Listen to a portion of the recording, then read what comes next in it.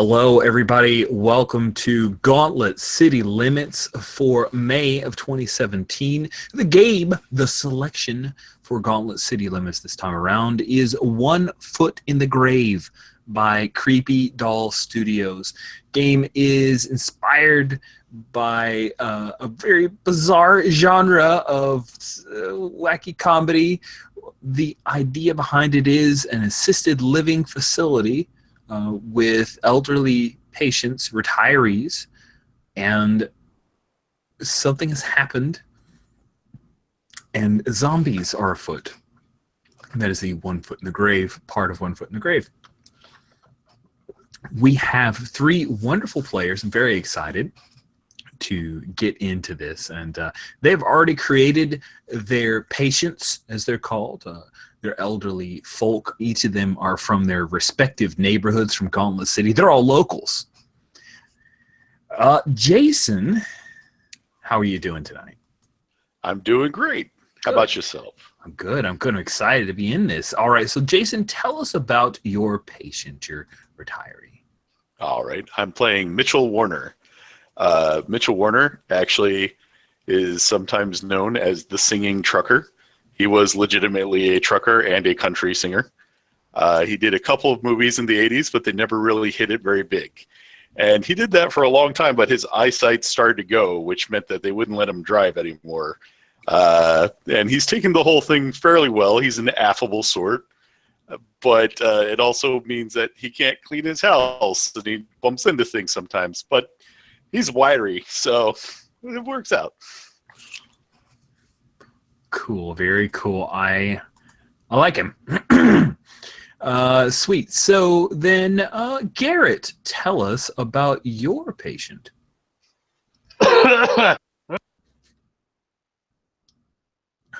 You muted yourself somehow. Can you now hear me? We got you. Can you now hear me? Yes? Yeah, I'm Peter Mary. I've worked in a factory like all my life. But I'm also like to construct in my little workshop at home, like whatever I can. I'm very sad that I had to leave my workshop behind. Now I'm in this facility here with all these stupid bastards around me. I'm not happy here. Sometimes I forget to eat, and some consider me as a little bit eccentric. Nice. I like it. So then last but not least, we have David. David, please tell us about your patient. Well, y'all, I'm just Agnes Liggenbacher, and I've been a resident of this here fine establishment for a number of years. And I'll tell you what, it sure is nice around here. Now, when I was growing up, it was a simpler time when ladies didn't have to go out in the workforce. They had big, strong men to take care of them. And I tell you what, I do have a bit of a problem, though. I'm always just fainting and falling here and there. I'm just hoping that Mitchell Warner will catch me one day. He's so manly. Well, you already answered the one question I had formulated. Oh my goodness, I'm verklempt here. That is fantastic. Okay, so Agnes seems like she might fancy Mitchell a little bit, or at least acts as if she does. Is that right?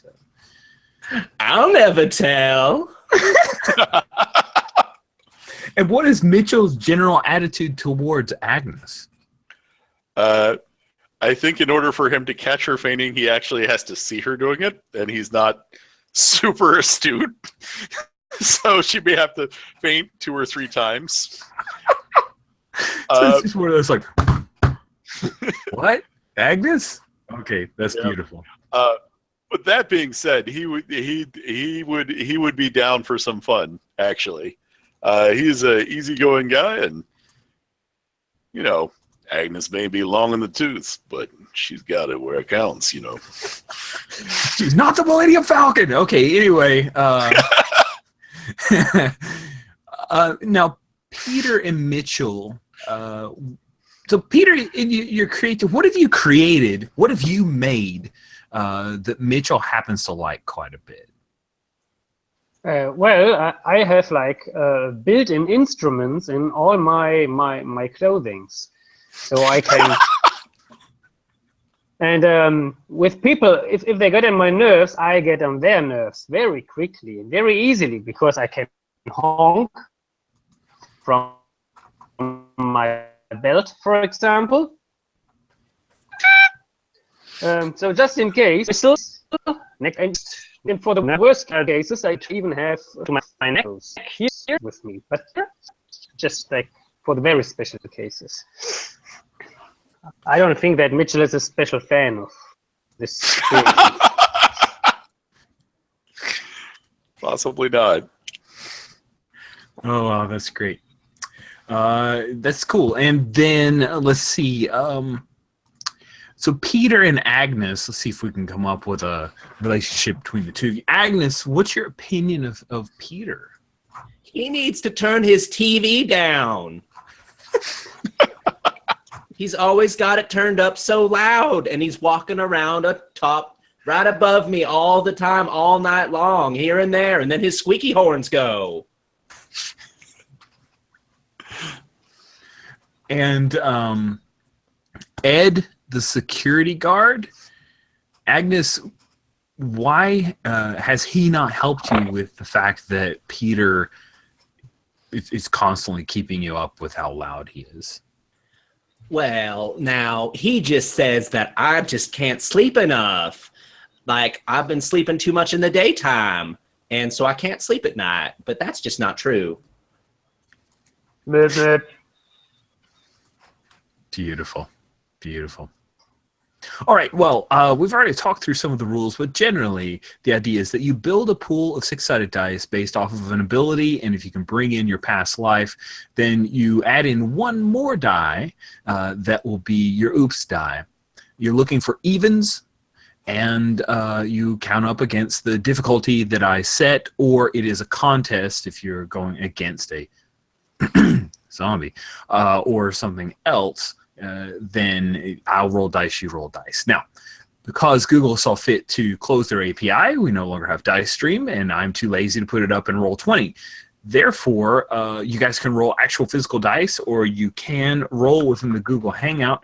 What I'm going to show you in the video Hangout the exact script of what you would need to do. So if you want to roll 3d6, you do / I misspelled roll / 3 space 3d / roll.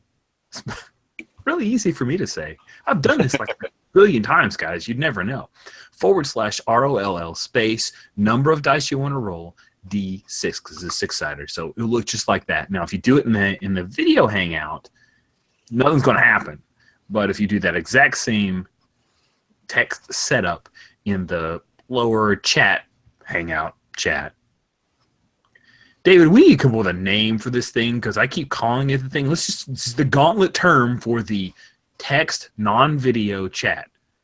Can we come up with an acronym? Can we backronym that stuff again? Yeah, it's blame Google for calling everything Hangouts.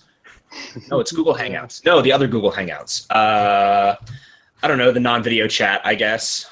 All right, non-video chat Hangout. So the way that I would imagine is if you build a pool of 3d6, you'll do / roll 3d6, and then hit enter, then / roll 1d6. That'll be your oops die. You can't label. All you can do is just the roll, the number, the d, and then the die type. The cool thing is you can do 1d500, 1d520, and roll a 520-sided die because it's just a calculation. You don't have to play DCC to have funky dice with Google. Not video, chat, text, chatter. Oh no. Agnes has been deleted. Way to go, anonymous monkey, or possibly spider, or maybe elephant. It was me. All right. The three of you are on the 3rd floor of the ALF, the assisted living facility of the San Quietus assisted living facility.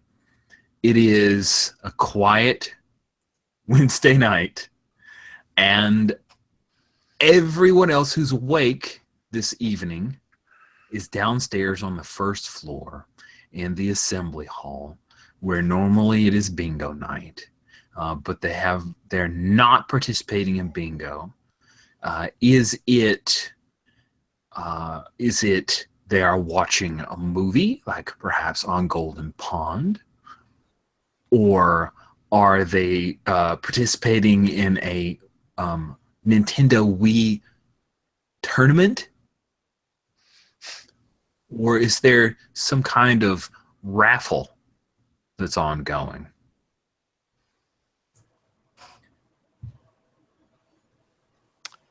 I think it's because our stories are on.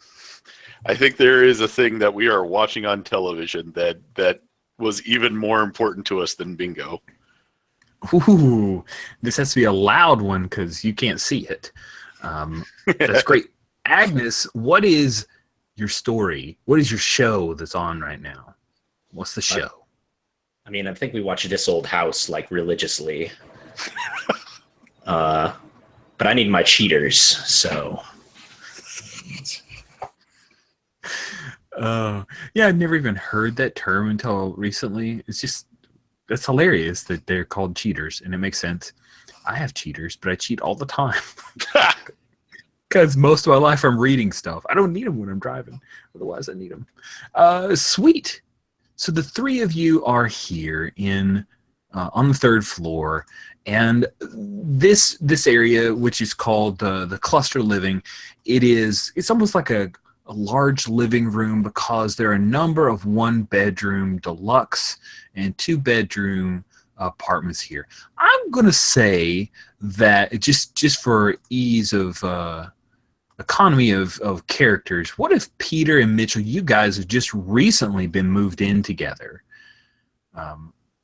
because of an incident that happened and in Mitchell and your old 1-bedroom deluxe? What was the incident that no one's saying you got kicked out, but got you moved into the 2-bedroom place with Peter?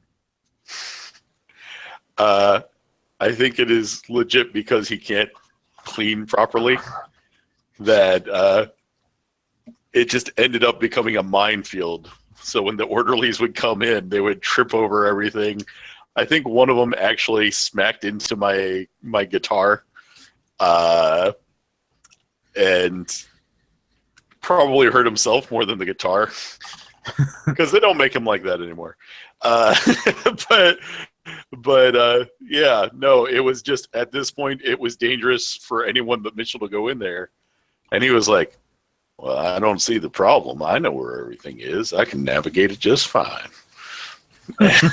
I know where everything is. I know where things that now in this new place. I don't know where nothing is except for them roommate of mine, because I can hear them down the hall, clank clank, tink tink, badang badang badang. And you know, if he just let me tune it a little for him, I'm an affable fella. I'm willing to follow through and help out if he would like to venture into the musical arts. But right now, they're not so musical. I mean, you could have a plate of beans. It would be more musical, if you catch my meaning on that. So the three of you are watching your show. It's a classic episode of This Old House. They're restoring a Victorian, and there's quite a bit of discussion around the wallpaper. You know, it was pretty classic, but it was in rough shape. And as that episode goes into commercial, you guys hear the sound of, well, it sounded clatter, like someone has fallen. It sounds like it's come down the hallway. So if you guys are glancing there, the closer living, there's a long hallway that goes all the way down to the queen living area. It sounds like it is coming from that general direction. What do you do?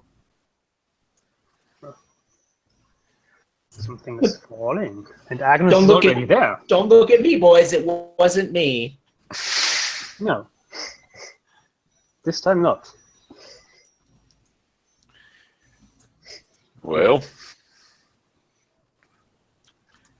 I mean, there's no one else on the floor, so I suppose we ought to go and help them. Should I hit my life alert? I keep it round my neck. No. Well, let's just call an orderly. I mean, we don't need an ambulance and all the hubbub. So if you want to call an orderly, and I'll go help whatever fool fell over. Cool. So you hit the button to call an orderly. We'll say that there's one in each room, and it opens a communication. There's an open line there, and when you do, it clicks, and instead of hearing, say, Bill answering, you hear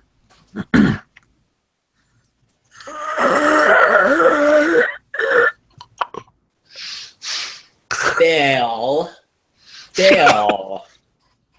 you don't sound well. Bill, don't hold the button down while you're clearing your throat. So you never would do that. You can't hear this like outside of the speakers, but you hear Dolores, you think, who's generally pretty with it, meaning she hasn't gone completely senile. You hear her through the speaker say, somebody help me. Somebody help me. Somebody help me.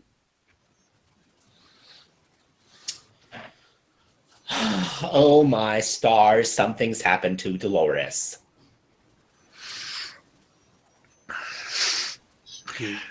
She will have a look. Peter, you lead the way. I'll be right behind. All right. Why being so cautious? Hold on. Well, I have to grab my purse. Ah, yes. I mean, it does make sense to be prepared, and it's a long walk back to the rooms. So, best to have things. But I better go check on that fellow what tripped or whatever. I mean, maybe fella. Could be girl. All right.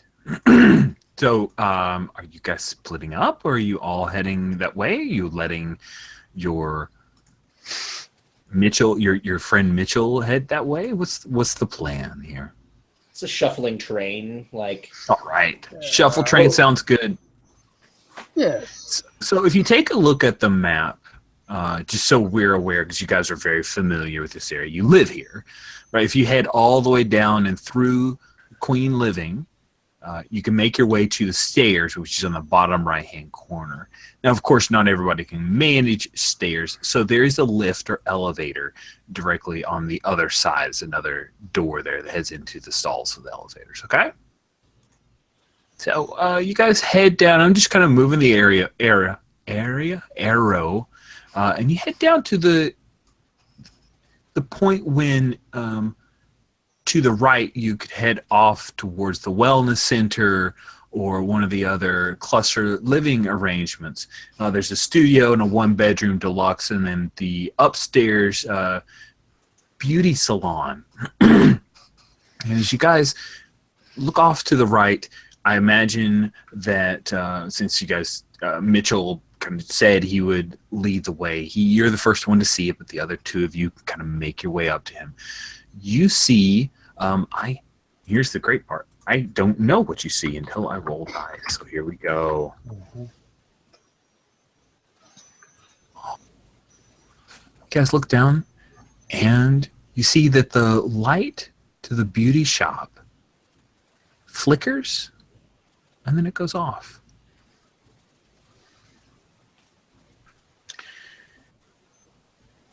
You know, one of these days they really got to get things to work properly in here.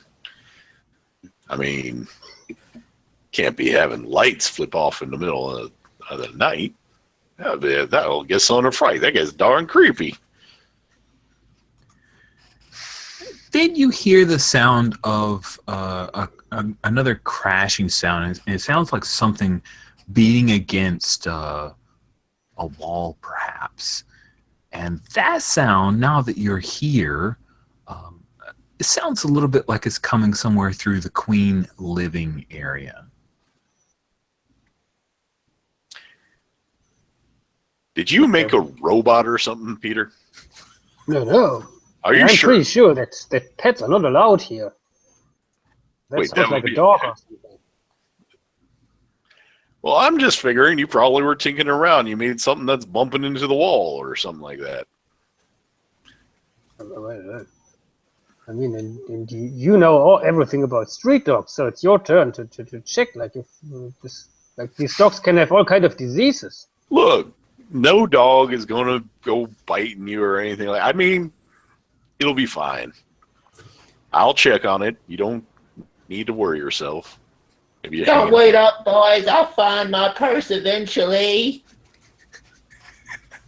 So Agnes is falling behind as you move ahead, Mitchell. And Peter, you're kind of in the middle, as it were.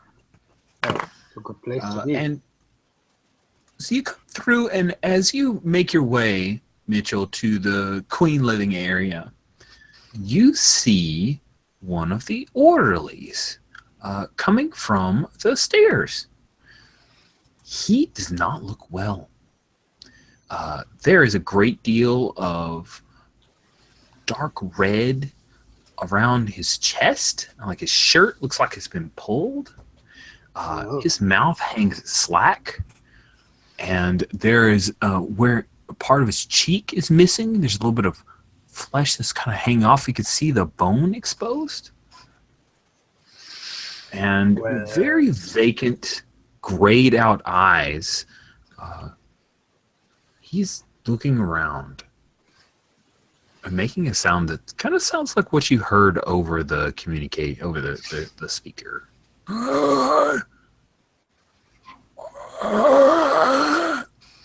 What do you do?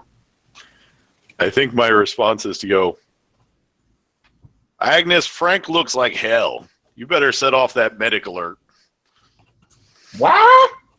The medic alert. Set it off. Okay, I set it down. Give me just 1 minute. Dagnammit, woman. The man looks like he's bleeding all over the floor, which, by the way, could be a trip hazard. Slip and fall. I'm coming out with my walker. And I've got Cool. And he starts stumbling towards you, Mitchell, as you're calling back for Agnes to help. Peter, you see this because Mitchell doesn't see so well. Also, he's concentrating on getting Agnes to call for help. And you see one of Frank's fingers is missing. But he doesn't seem to care. As he starts to reach and come closer and closer towards Mitchell, your roomie. Did we lose you?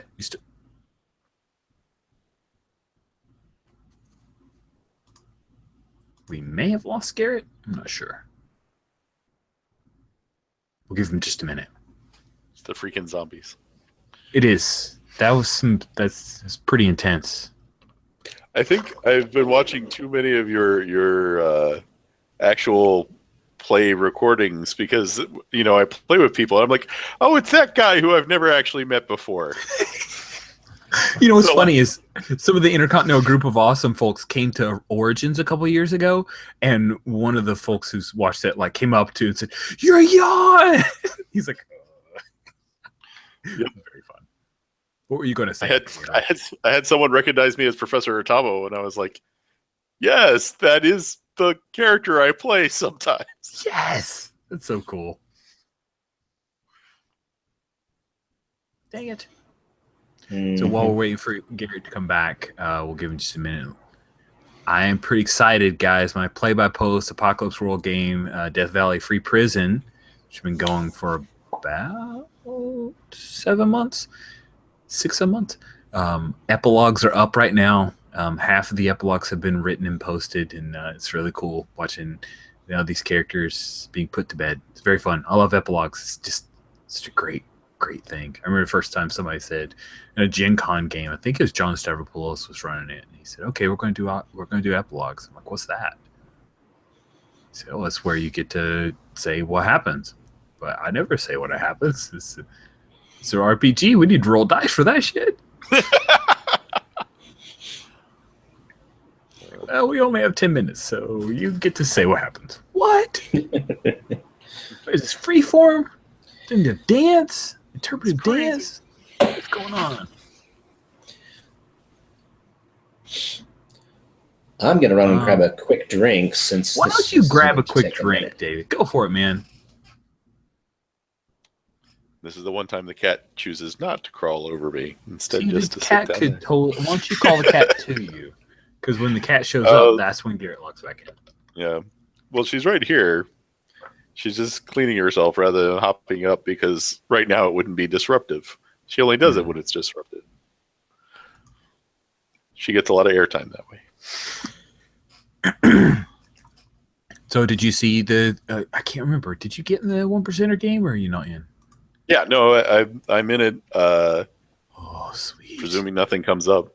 I'm very excited. Very excited for. I was excited about this game. That's why I recorded an opening theme. Dude, So that was.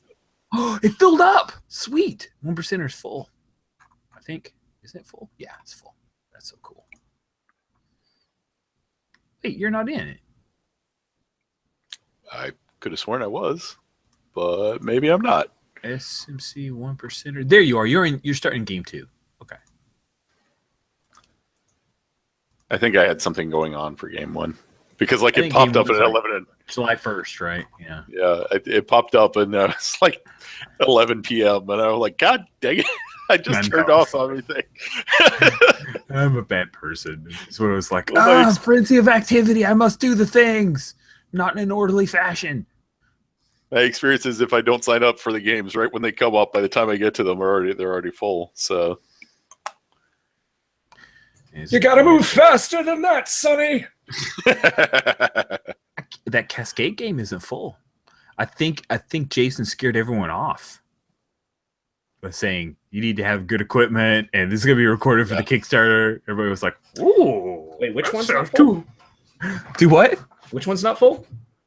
The Cascade game of the Veil this Friday night. it just There's only conflicts 2 with players. the other thing I'm already doing. Yeah. Oh, it's this Friday night?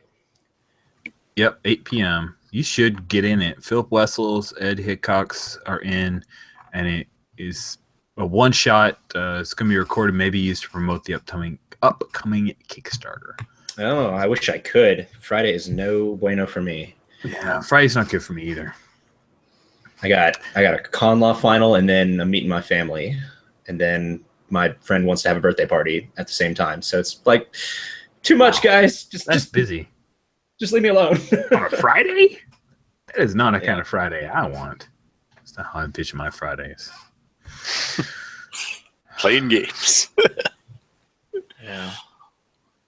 Okay, I can't well, convince them that that's the way of the future. Just playing games. We can just pick up and hope Garrett makes it back in. Yeah. Yep. we can. You guys good to play on, and we'll just bring Garrett back. We'll catch him up. Sure. Sure. He took a quick detour into the bathroom, which we all know is not a quick detour after you've had a lot of prune juice. So, Peter makes you aware of Frank as you were telling Agnes to make a call on the medic alert. And Frank appears that he is coming closer. In fact, he's not conscious. He looks like, it looks dangerous. What do you do, trucker? I believe it's probably going to go directly to tussling, but what he's going to do is go, Frank, if you come one step closer and you get your sickness on me, I swear to God in heaven, I'm going to clock you across the jaw. Oh, sweet. Yes, he does come closer, and it is time for you clocking in the jaw. I I will clock across the jaw. Sweet. Okay. So you are taking the first action. This is going to go to combat, but I'm effectively giving you a free shot to see if you can take the zombies in this game. They don't have wind; they have chunks. That's their hit points. Nice. Not at all gross. Cool. So let's build your first pool. It's our first die roll. Yay! You're tussling. You're good at tussling, sir. So you got 3. Hey, does this seem like you're trying to be kindly? I'm just curious because you are getting yourself in a little bit of trouble here. I'm willing to give you your first bingo roll as well. I did give him a chance, but it's not especially kind. I gave him several chances, and I called for the medic alert. But the roll itself is not the kindness that I led with. That's true, but okay. All right. If you don't think it fits, that's perfectly fine. All right, so you're rolling 3 dice. Do you think Singing Trucker comes to play here? I believe it probably does. You think so? The Trucker's gotten to fight in his movies. I believe it is fair to say that there have been some fights. So the Singing Trucker was a little BJ and the Bear, is what you're saying? Yeah. I was actually specifically thinking of Smokey and the Bandit originally. Oh, that's awesome. Okay. Yes, I am bought in, bro. Yes. I am bought in. That is 4 dice now. You add a 5th. That's your oops dice. So you need to roll that separately. Are you going to roll physical dice, or do I need to? Yep. I'm using the chat. So I'll roll 46 first of all. All right. There's those. And this is my oops dice.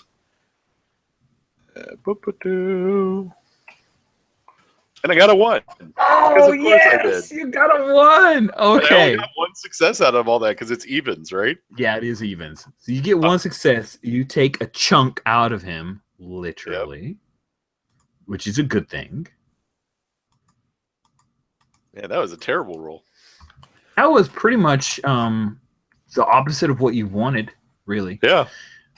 It's a dead staffer. I mean, I got no successes, but other than that. That's true.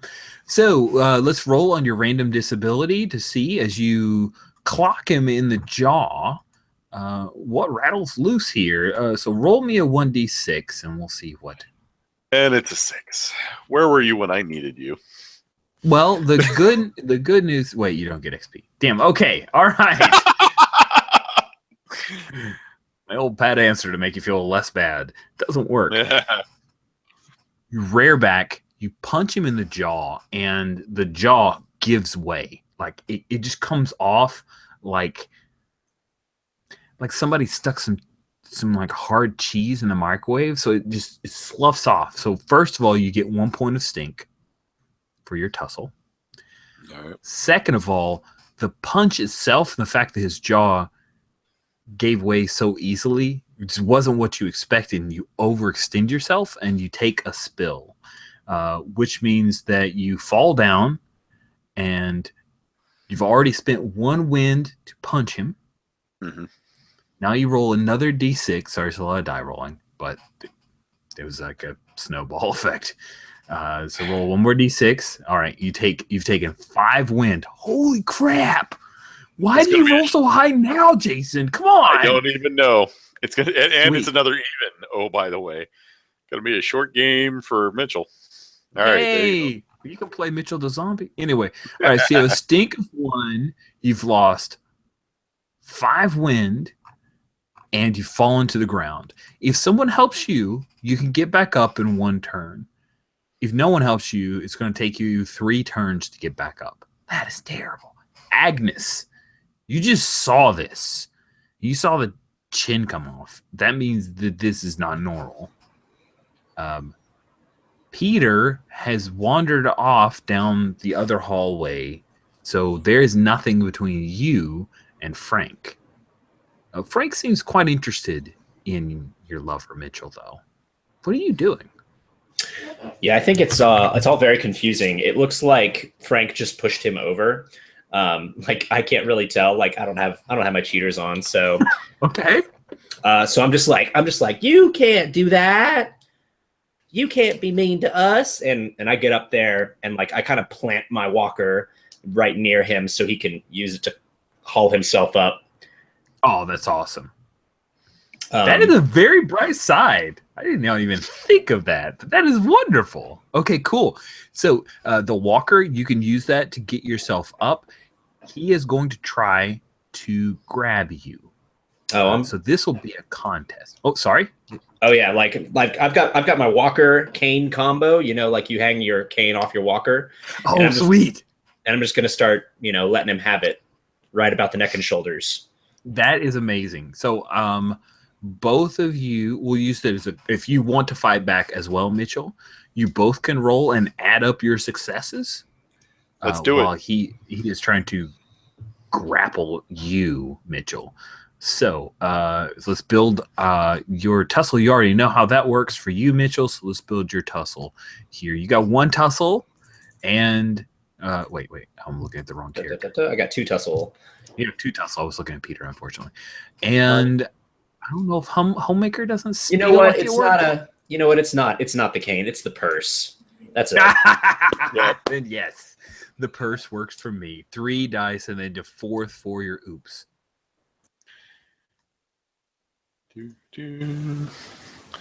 And we're rolling separately here, right?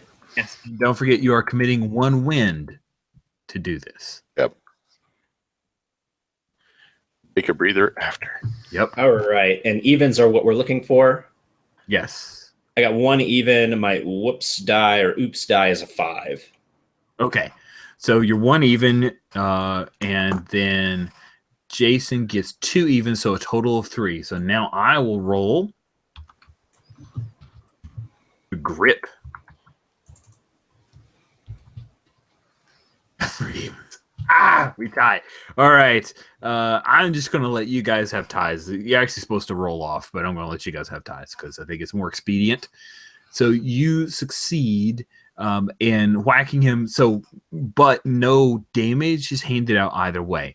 What happens though is Mitchell, you're able to get back up, and he has actually almost gripped you, but he's now instead he has a hand on the walker. There is a cane still sitting on the walker, and Agnes has her purse, but without his jaw, it's going to be tough for him to chomp down on you, but it looks like he's going to try to continue to grasp at you, Mitchell. He's ignoring you, Agnes. What do you two want to do? Oh, man, tight on the wind. So we're at a fight or flight kind of thing here. I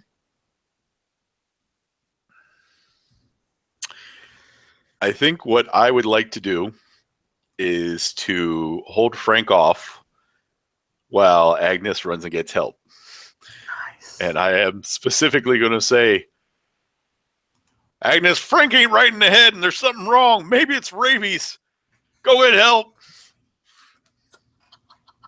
And of course, Agnes, you can ignore that and continue whacking with the purse if you so wish. Yeah, like I think I'm like rabies, rabies, and I grab my cane off of the walker and I give the walker a little push. Sweet. Okay, so another combo tussle against him. His grip. He got no successes. You guys might actually pull something off this time. Well, I was also going for kindly this time. Sweet. So let's roll on your bingo sheet first to see if you get this before you get eaten. So Mitchell / Jason, roll 2d6, and this will be your bingo roll right now. All right. I got a 2 and a 5. All right. So do I have those? Yes, I do. Oh. Yep. 20. Go ahead and mark that. There we go. All right. Sweet. Now let's go ahead and build your tussle roll. You're tussling, so that's 3 and the singing trucker. You got 4 dice that you're going, and Agnes, you're using the walker. Now the walker gives you extra oomph. So let me tell you how much, because you're using the walker. That gives you a +1 oomph to combat against a character. So you get 1 more extra oomph because you're trying to hit him with the walker. So 1 more die? So what you mean? Yes. Sorry. Oomph is die. Sorry. One more die to your pool. I was very unclear. All right. I did not get any successes, and my oops die is a 3. Okay. Oops die is a 3 means no big deal. It's only when it's a 1. Only when it's 1. Only when it's 1. So let's see how Mitchell came out. I got 3 successes. 3 successes. Awesome. He got 0 successes. So you do 3 chunks worth of damage. Now you were trying. What was it that Mitchell was trying to do here? Well, he was going to fight off Frank while Agnes ran. It's just Agnes never ran, so she shoves forward. It was a starting to run. It was I grabbed my cane and pushed the walker, and I was turning away. So it's a slow process of running. Cool. So here's what I see happening. He had a hold of the walker, if you guys remember, right? So when you whip the walker, it just starts to lose balance. At the same time, you're tussling Mitchell. And so Frank, falls to the ground. The walker trips him up a little bit, and you actually see his elbow like give way, and then there's a compound fracture as the bone kind of pokes up. But he doesn't seem to be hurt by that too much. But it's going to make it a lot harder for him to grip anything. And he's fallen down to the ground. You're standing over him, but he's got that walker kind of twisted around what's left of his arm. What do you want to do, Mitchell? I think this is a discretion is a better part of valor. I'm going to try and shuffle off with Agnes and get someplace safer. Okay. I think that makes sense. Now, I'm not going to make it into a chase roll because first he has to extract himself from the walker and then try to get back up. So he's got quite a bit to navigate. I'm going to say that you guys can build enough gap to get away. Now, where do you want to go? Are you trying to go back to the place where he came from? Do you want to head down the hallway where Peter had gone? Or are you going to try to rush past Frank and get to the stairs? Where do you want to go? Well, both mechanically and in terms of the game, Mitchell's pretty winded. So getting to a safe place quickly would be ideal. Okay. Let's go back to my room. We should call my grandson. He pays for this. They can't do this if my grandson is paying for this. Cool. You guys can make your way back to Agnes's room, Mitchell, if that's where you want to go. Of course, you're leaving Peter out here. We're leaving him wherever the heck he walked to. Exactly. Out here. Who knows where he went? Yeah. I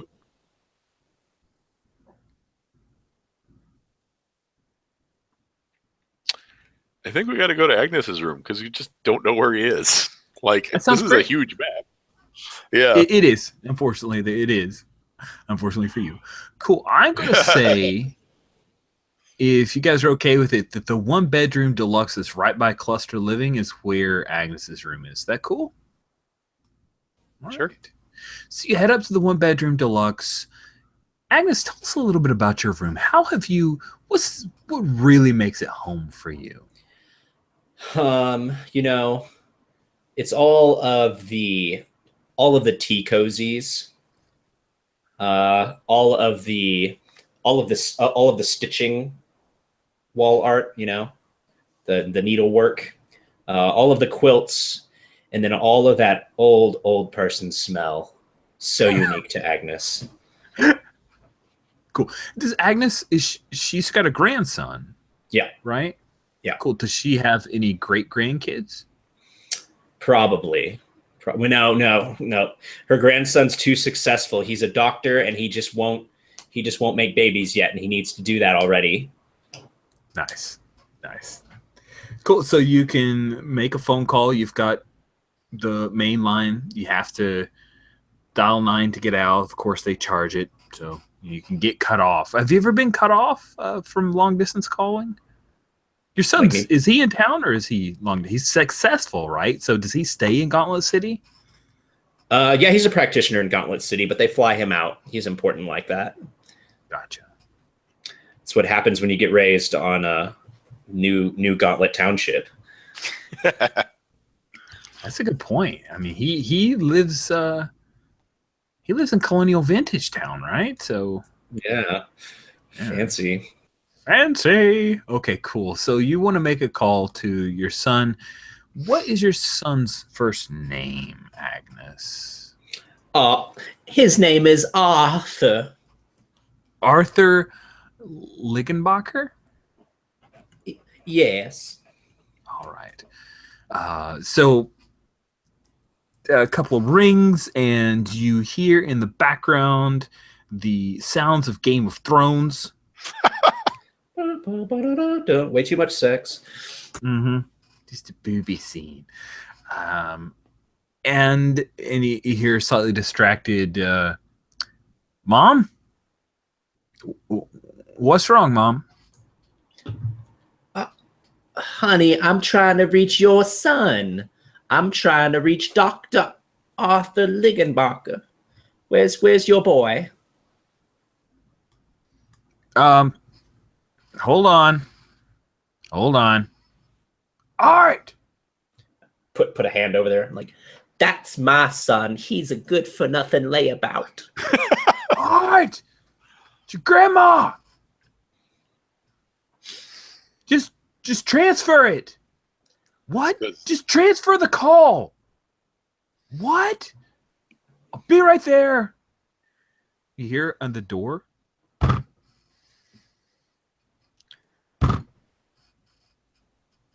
You really should meet him. He's a specialist. You know, I don't trust anyone up in that colonial area. They're too fancy. They smell wrong. Doorknob starts to wiggle a little bit, but you've locked it. Hey, Grandma. Hey, dear. How are you doing? I'm great. Really good working on a project. But hey, I've got time for you. What's going on? I knew you would always make time for me, dear. Listen, there's something strange going on here at the home. And I know what you're going to say. I'm taking my medicine. That's not what this is about. Some of the orderlies are really, really sick. They're so sick, I'm afraid they're going to get all of us sick, and they're not doing anything about it. One of them just attacked you. Crap, what's your name? Mitchell. One of them just attacked dear old Mitchell Warner. You remember Mitchell Warner? He sang you for your birthday when you came to visit. Yeah, Mom, I remember. He's the movie star. Yeah, you told me all about him. Is he okay? Well, I don't know. Are you all right, Mr. Warner? Well, I mean, that fall wasn't great, but I've survived worse, you know. These things happen. Although, Mr. Warner, you take the handset. I'll go get the mobile out of my room. That way we can all talk to my son, the doctor. Right. My grandson, I mean. How you doing? You all right out there? It's nice to see you again, Mitchell. Nice to hear from you, Mitchell. I hope you're doing all right. Now, my grandmother said that you were attacked. Are you okay?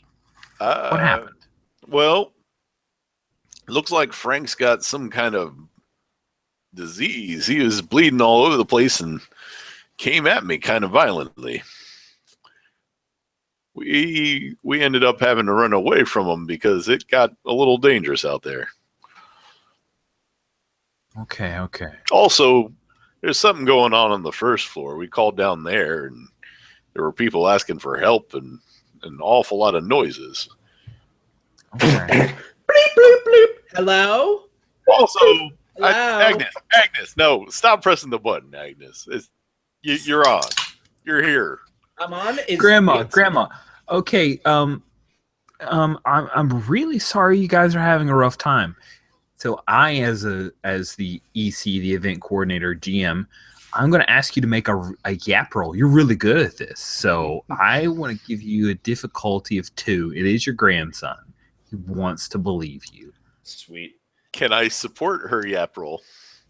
You can. Oh, we got some serious yap between the two of us. I know. You guys are quite yap-tastic. That is 6 gap coming at you. You need 2 successes on evens. Don't forget your oops. All right, so I believe, first of all, that David should be able to use Homemaker in this. So I'm pretty sure that's a bingo roll there. Okay, yeah. Is that a bingo? Yeah, I think so too. Wait, how's it? Oh, no. It's a bingo roll legitimately if you use disposition to cause disposition. trouble. You're actually using the past life to benefit you. So you get an extra die. Yeah, my fault. Yeah. All right, 3, 4, plus the oops. Yeah. Okay. I'm not sure Singing Trucker comes up here, even though. Yeah, I don't think so. I mean, you alluded to it, but I don't necessarily know. Yeah, no, I don't think it. No. All right, so I got. Ooh, wow! Holy crap! If only you fought as well as you talked.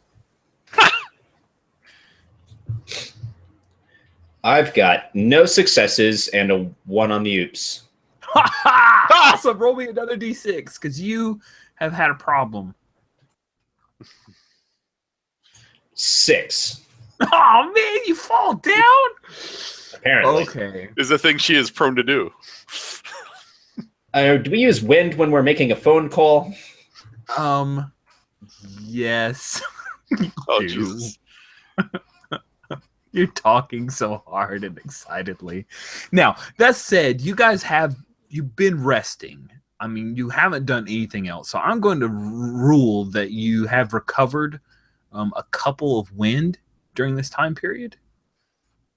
All right. But you just used one in your excited declarations to Dr. Arthur Liggenbacher. I love that last name. That's great. He's a specialist. So we'll say I would have recovered 2 and spent 1. Right. Recovered Okay. 2, spent 1.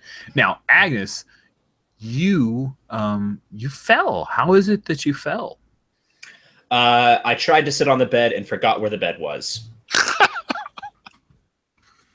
Yeah, I've actually done that, and I'm not old or senile. But roll a d4. Let's see how much that knocks the wind out of you.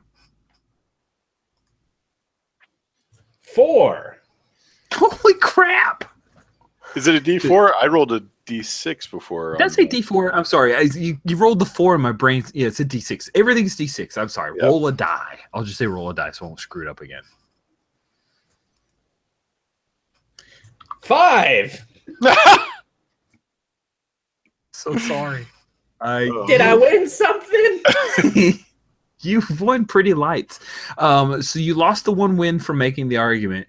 Then you go to sit down where the bed is, but instead you fall and you hit your head on the radiator.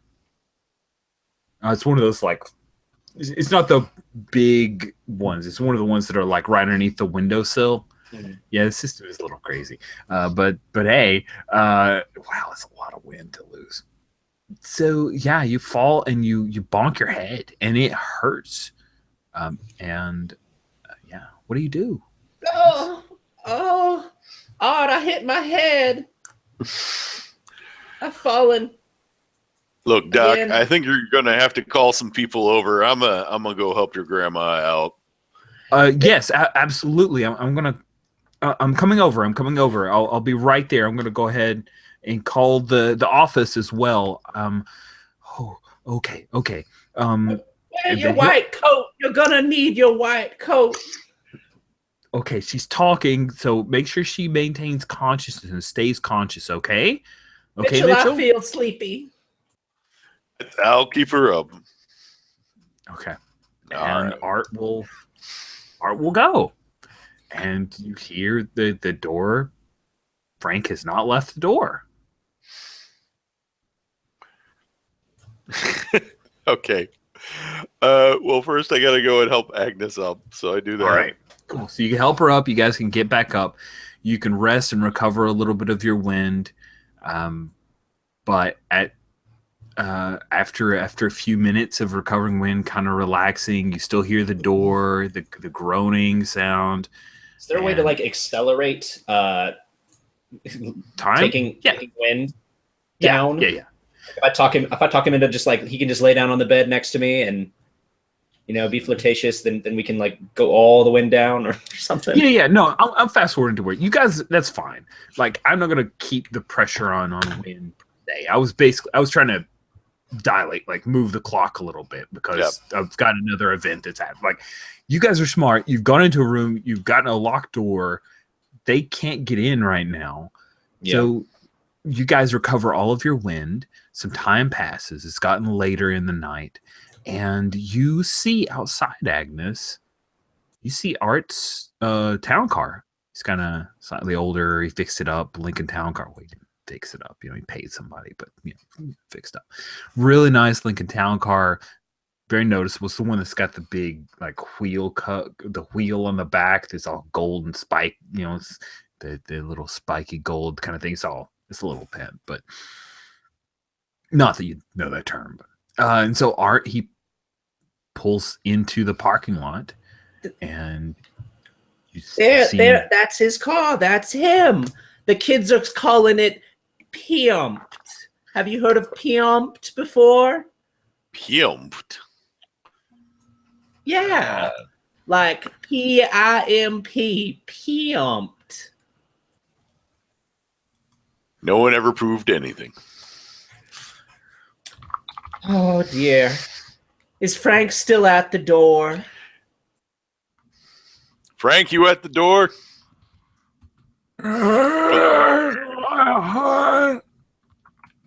Yep. Well, at least they built those door frames sturdy.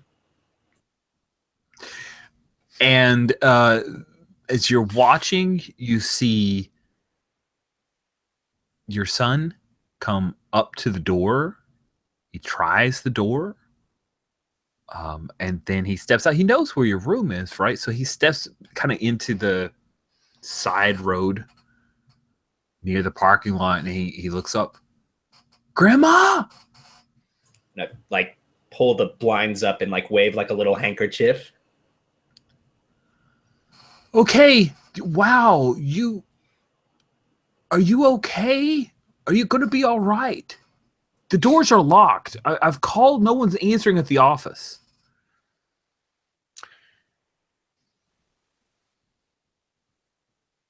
Yeah. You're muted, David. Mitchell, help me get this window open. All right. Ooh. I think you need to make a grip roll, the difficulty of 2. All right. I can make a grip roll with a difficulty of 2.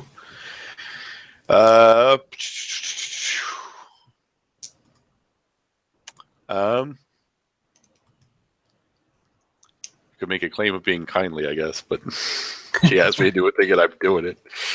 All right, so I have a grip of 2. So that's and you're rolling your oops of 1. That. And there is, so I did it for sure. Nice. Yeah. Oh God, I hope you don't. But you did. Oh man! Now you're rolling the water of the oops. All right, roll me another d6. D6, another d6. Watch me freaking fall over again. No, flatulent.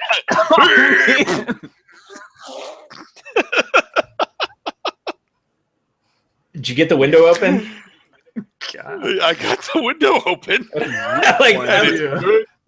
I like massage your arm. I'm like, thank goodness for your big, strong arms and the fact that you got the window open.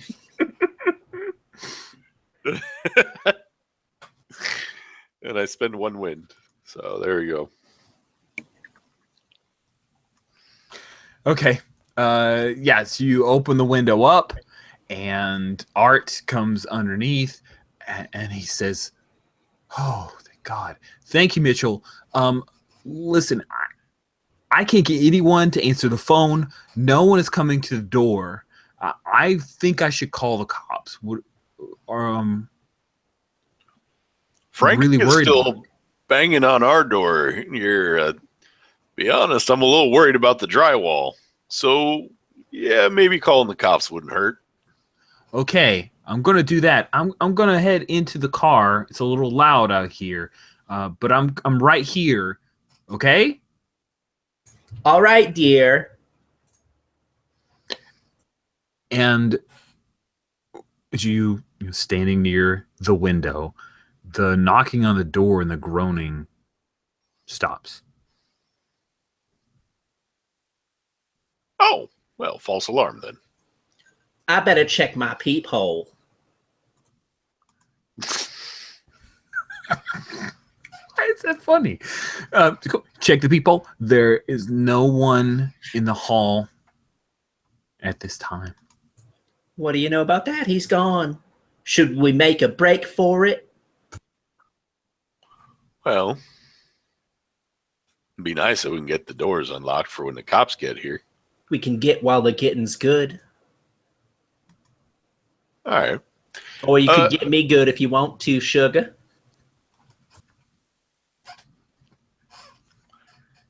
Oh. Oh. That's pretty tempting.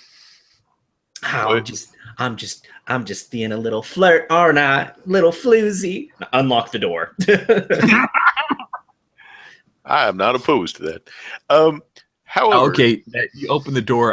You can go ahead and roll on the the chart there for Agnes if you would like. Please roll 2d6.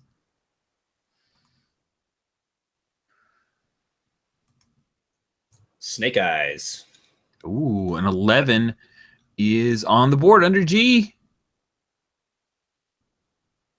Very good. I'll color it in for you if you want me to. By all means. Okay, cool. Awesome. You open up the doorway and the hallway is clear. It's dead quiet.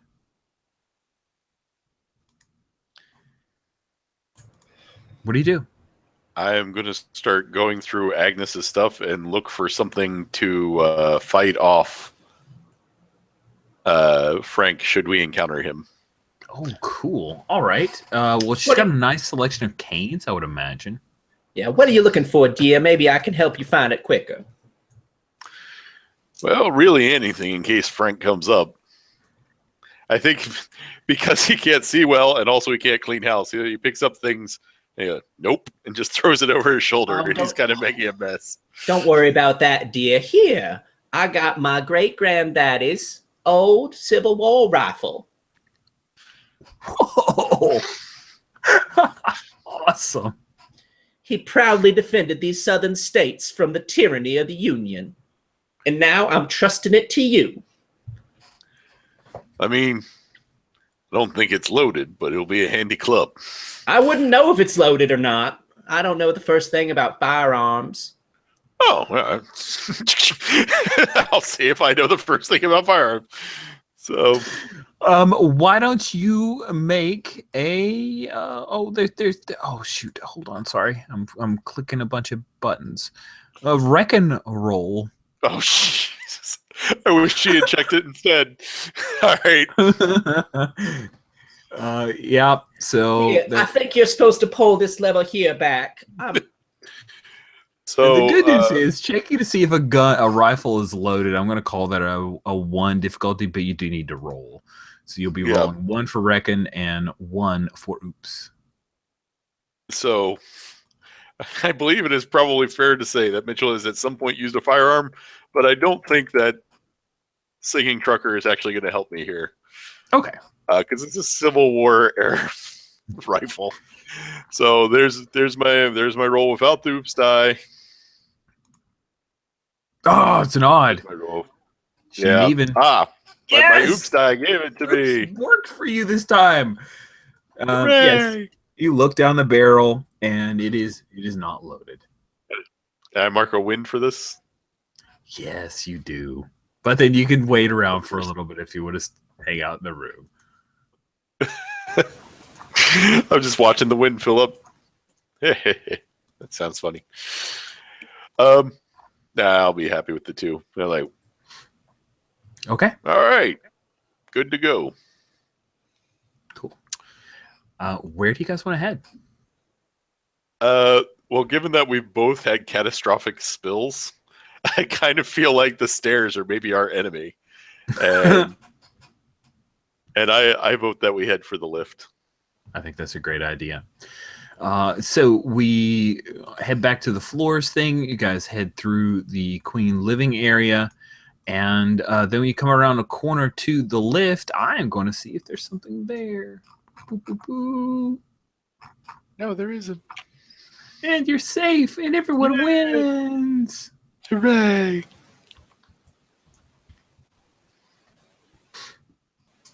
And you come to the lift, and there's no one around the lift. You head right in. Oh, hooray! I don't imagine there's key access to getting the elevator. It doesn't make sense to me. So you guys can get right into the elevator. You click on it for a little bit and wait. And then doors open up. And there is a leg in here with no one attached to it. But it's otherwise unoccupied. What do you do? That don't look right. Oh my.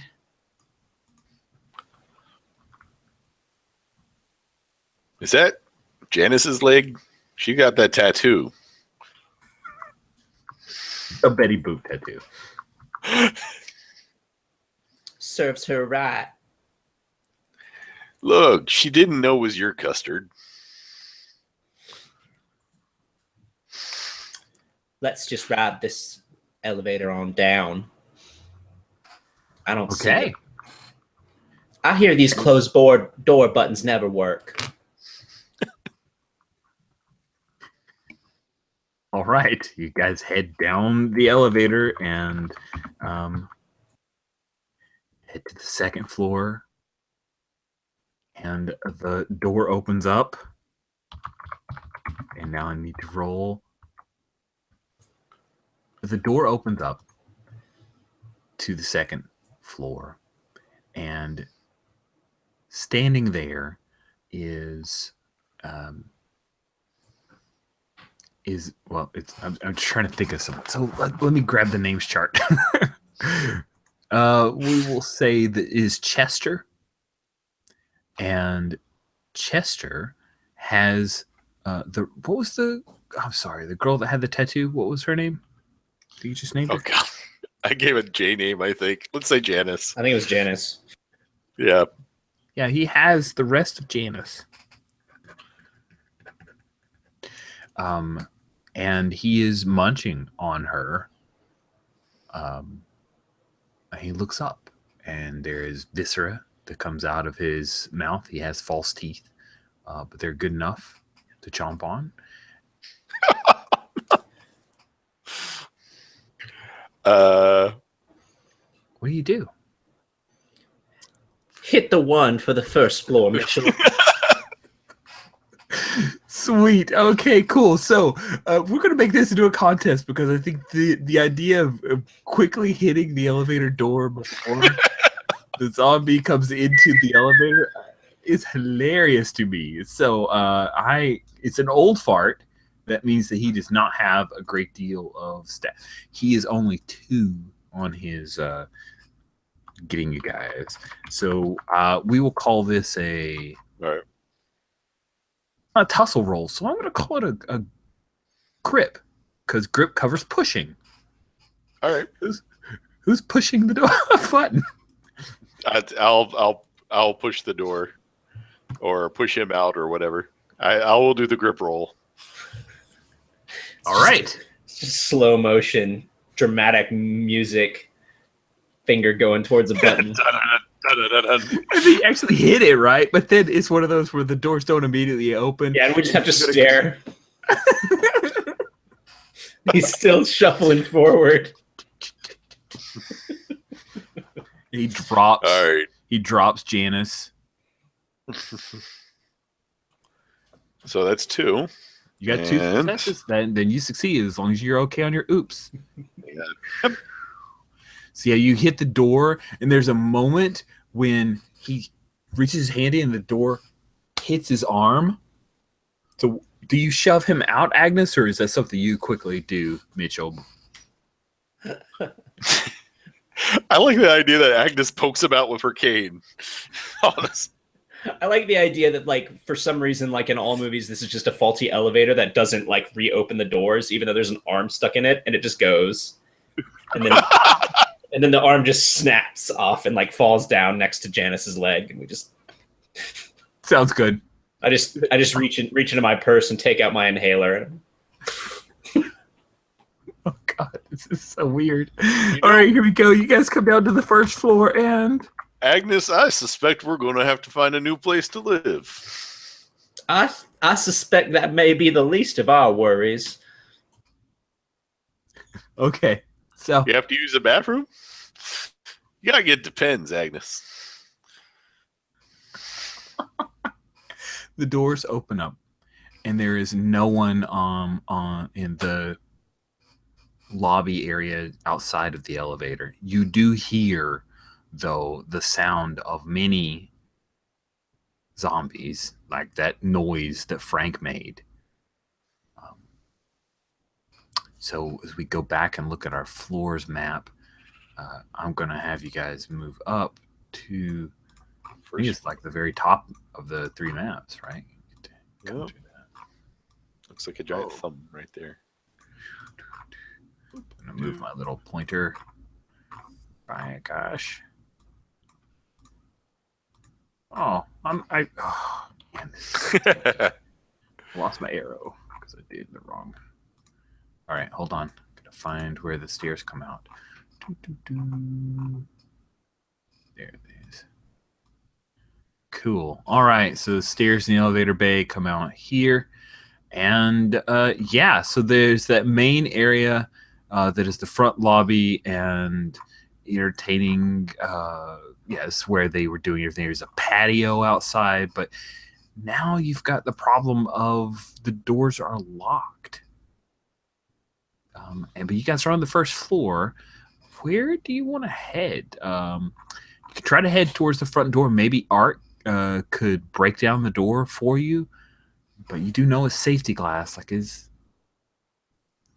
could try to climb out of a window, perhaps? Well, we could try to get out of a window, or we could try and get the keys, which would probably be in the administration room. They would be. That would work. Administration room isn't that far. It's just past the wellness clinic. What could go wrong? I don't know. What's Agnes feeling? Window or go for the keys? Go for the keys. I'll follow your lead. All right, let's do it. Sweet. We're gonna see if we can get a hold of the keys. All right, so you come down the hallway, and yeah, there's a good amount of carnage here, and then you come to a corner. We see what you find. Oh man, so you guys come around to the corner near the administration office, and you walk down towards the wellness clinic. You see one of the staffers. It's let's see. I'm going to go with a more modern name because this staffer is like a high school dropout who she now just works here in the beautician area, and she's been zombified, I think. But let me know for sure. If I roll a 6, she's not zombified. Yeah, she's totally a zombie. All right. We will say her name is PJ. And PJ is dressed in her normal, like, beautician coat. Got the pink shirt underneath. Her hair looks really great. And her left eye has been poked out. And she's shambling towards the two of you when you come around the corner. What do you do? Well, I have one stink, but Agnes doesn't. Right? Is that Right. Now, she hasn't. Yeah, she's probably going to notice you guys, you think. Yeah. Is she the only zombie that's in the way of Between the you and the administration? administration office. Yes, she is.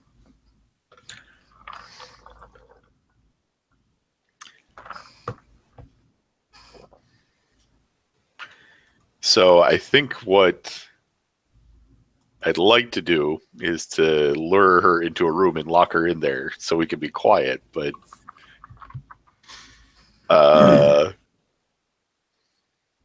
sounds tricky to do.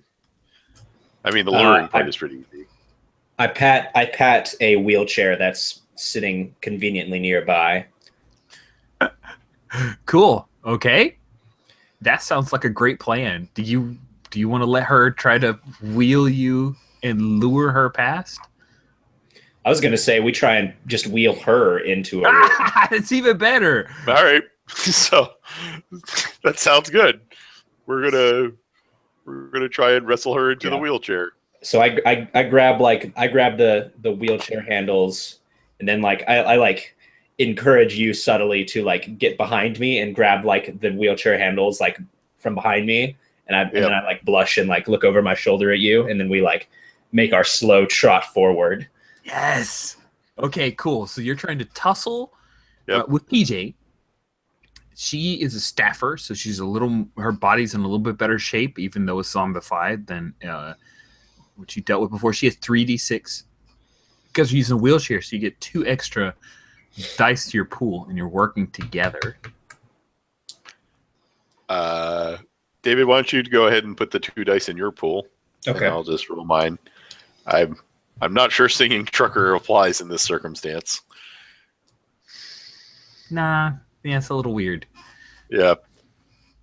I'll roll 3d6 plus my 1 oops. That is not good. Yeah, it's just 3 failed. Ah! Oh my god, you're the worst at this. Used to be All friends, right, man. Roll me a d6 again to see what you got. Well, let's see if David has any luck, though. See if David actually succeeds.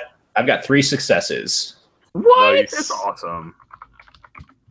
Man, this is something I'm supposed to be good at, even.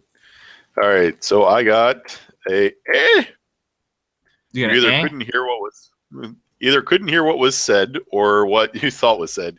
Either way, your character loses their next turn to cup their hand to their ear and say "eh" very loudly. So I made wow, you totally got her.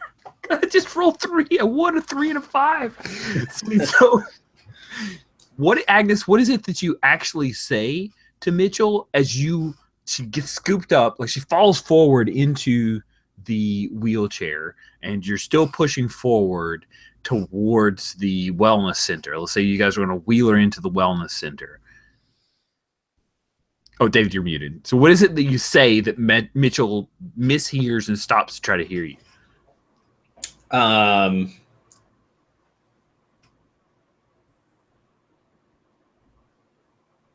got it. Oh man, I'm trying to think of something good, but Sorry, I put you on the spot. I could cue you up. Let's see. One of PJ's earrings falls off because her ear does. Right onto the arm of the wheelchair there. It's a nice pearl earring. I'm like keep pushing her with me, and I think all he hears is just like keep pushing me or something, and he's like, what? That doesn't make sense. There'll be time for that later. Cool. You dump her off into the wellness center. I'm not entirely sure what would be in an elderly, like an assisted living facility wellness center. It definitely wouldn't have like barbells and shit. So maybe some light medicine balls, yoga type stuff. Yeah, yoga type stuff. Maybe like there's like a little pool. They'll have some of those little floaty weights. Oh yeah, I can see that. Maybe like a rowing machine. Okay, cool. So she trips over the rowing machine when she tries to get up from the wheelchair. You committed 1 wind, both of you, to that action. So now you need to beat her to the door because she's now well aware of you, Agnes. You're all by yourself. You've got to get to the door before she gets to the door and try to shut it. Okay. Does that make sense? Yeah. So what do I need to... I think that it's going to be a shuffle because you're trying to escape. Oh boy, I'm not good at shuffling. This is just Agnes on this one. It is just Agnes on this one. So I guess I just get 2 dice. Get 2 dice.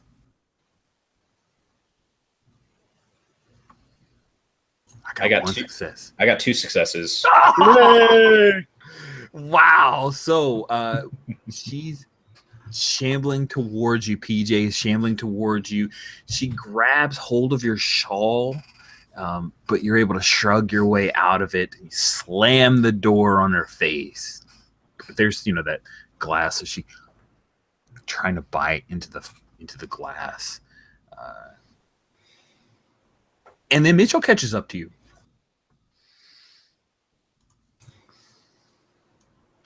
You are spry. You bring out the best in me, dear. Oh, why, thank you. Now let's get the hell out of here. Cool. All right. You guys head over to the administration office. I'm going to say it's unlocked. I just want somebody to try to find the keys.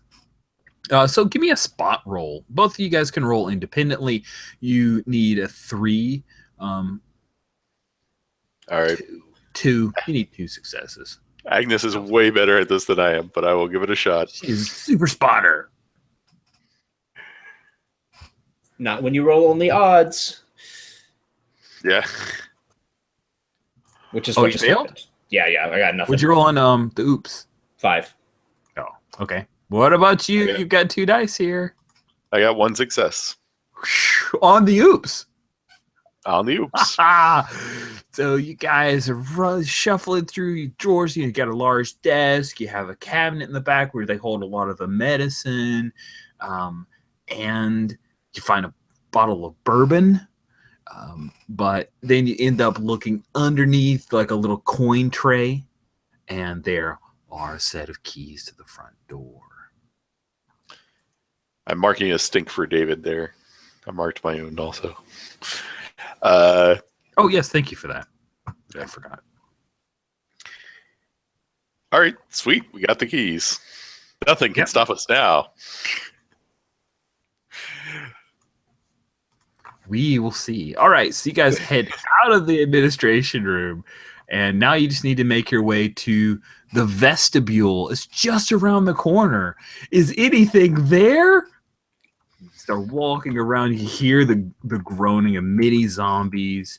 You also hear the sound of Super Mario World in the background, like the menu screen where they had the Wii tournament. Oh, yeah. Yeah, so almost. And then you make it to the front door. What? And I've rolled so many 1s and 2s, guys. Welcome to our world.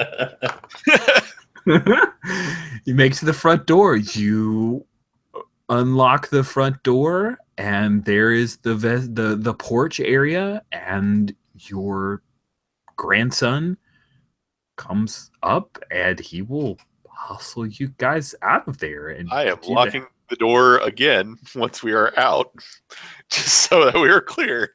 I'm doing that thing. Probably And should've- I mean, even though you guys never got bingo, like then the story says you got out. Hooray! Cool. So we'll be done with One Foot in the Grave. Yeah. Nice. We have a Freedom. second session of this plan, though, don't we? do. Well, I there's may plenty switch that to something else. There's plenty more old people in there if we want to play that again. But if you want to play something else, I wouldn't be too opposed to that. Yeah, we'll chat about it. Yep. Yeah. Cool. So if you guys have a few minutes, I'd love to do quick roses and thorns. Love to hear your Sure. thoughts. First time I've run One Foot in the Grave. And the character sheet would be good to hear your thoughts on that. So we'll start with the character sheet. What'd you guys think of the custom character sheet? Did that work for you? Any parts that you think should be fixed? You could probably just make the wind a down arrow select, so you can just put it on whatever your current wind is. Yeah, dude, that makes a lot of sense. Same thing with stink. I actually considered it, but I thought seeing it go down would be cool, or seeing it move would be cool. But I think in the end, yeah, just a drop down is probably the way to go. Besides that, it seems pretty functional. The one advantage, honestly, the way it is because you've got the rules such as they are included next to them, so they just graphically kind of are easy to read. They take about the same amount of space as the amount of levels.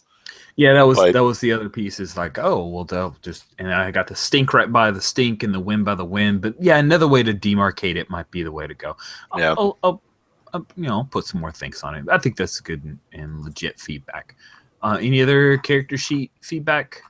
I think I should have stuck the random encounter on here somewhere because I kept looking for it and then having to jump around in the PDF. So, yeah. It's pretty easy to read, and the information that pops up with the black triangles is pretty handy, and it's nice having the rules at hand. The only thing that I would ever do, because I always like having the pictures, is to put a picture thing up on the top. But that's because I love my pictures. Oh, those pictures are so good. Yeah, I do need to do a thing at the top and then probably freeze those panes just so you can always see. I may have even actually, the only thing, I may have made the floors each their own tab rather than one tab with. That's a good point. Yeah, I like that. That's good feedback. I like that. I may just duplicate these, delete them out, and then I'll have one for first floor, second floor, third floor. Cool. Mm-hmm. Good.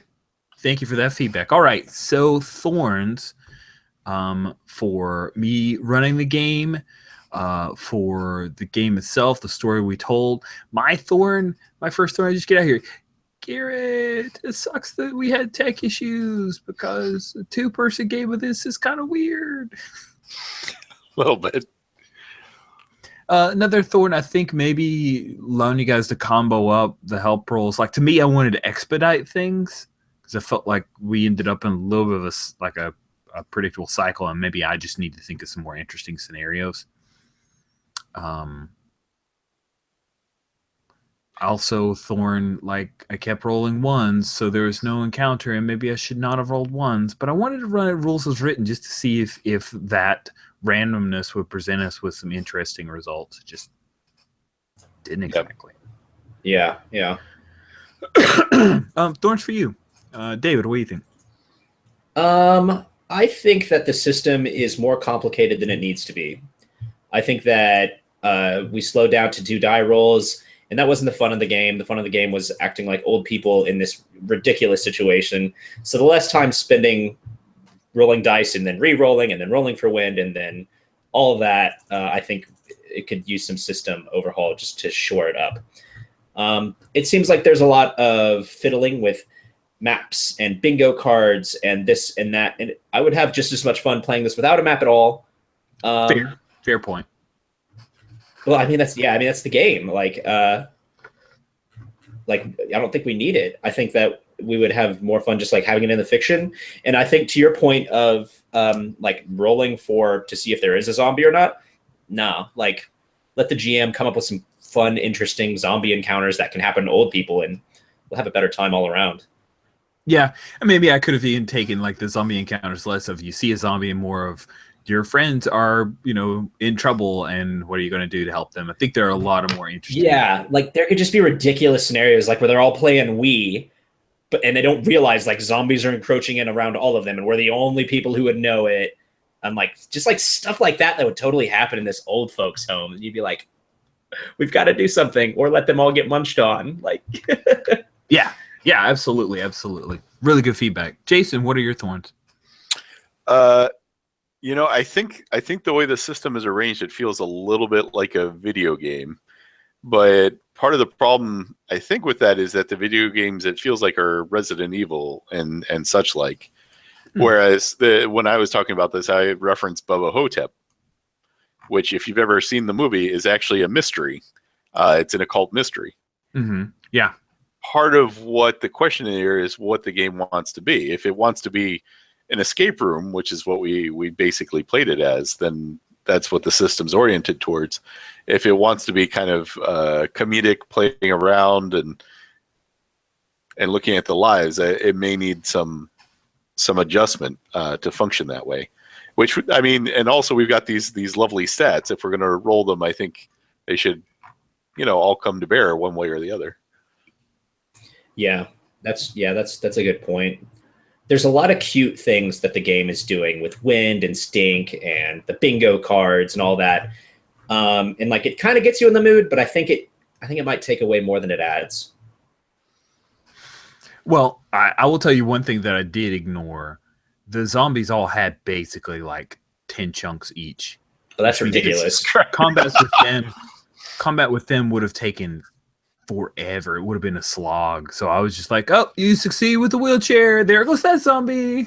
Yeah, well, I mean, we've only got 10 wind.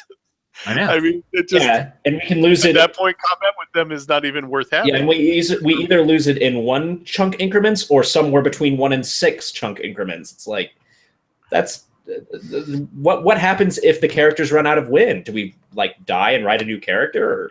You fall over, and if there's no zombie that eats you, then you just recover by laying there. And if there is a zombie, you get eaten and you make a new character. Yeah. It's not a bad one-shot game to run on like a Halloween, but I do agree we could trim it a little bit, and it would probably be a little better. And I think I will own that the scenarios I could have been more creative with perilous situations, maybe a little more scripted setup for some almost like dungeon rooms in a way. Mm-hmm. I think there's also room to introduce opportunities, though, like improvised weapons. It's hard to tell on the map, but it looks like the homes all have kitchenettes, for instance. There's probably fire extinguishers and things like that. On the D6 roll, if you encounter anything, if you get a 6, it's gear. I just rolled 6. Yeah. But I'm with David that maybe that doesn't need to be a system. Right. Maybe that like needs the to be whole wheelchair and the rifle and all that stuff was fun and worked just fine, right? It worked just fine. It was more fun that way than you randomly get a thing.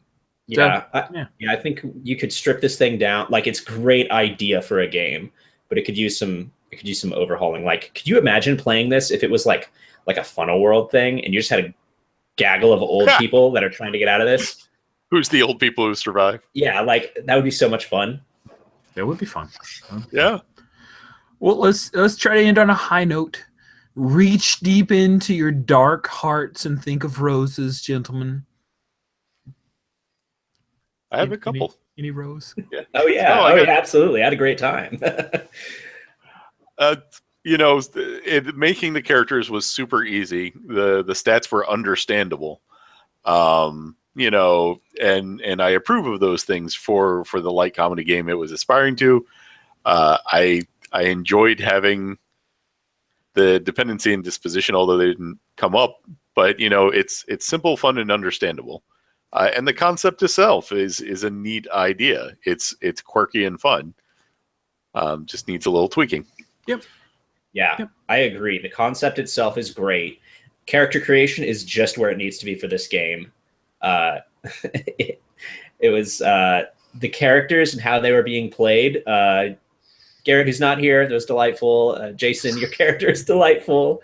Rich, I thought you did a good job with zombie noises, and these are the Romero zombies, so they're not gonna come breaking through the wall, but they're very comedically just kind of staying at the door, trying.